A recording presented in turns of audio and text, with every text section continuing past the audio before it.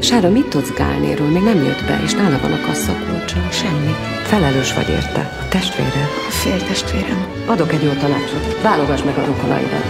Éberség, elvtársnő. Én a helyedben előkeríteném. Befelé. Gyerekek, köszönni ki fog.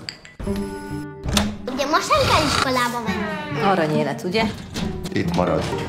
Ajtótól, ablaktól távol tartja magát. Egy újabb márka.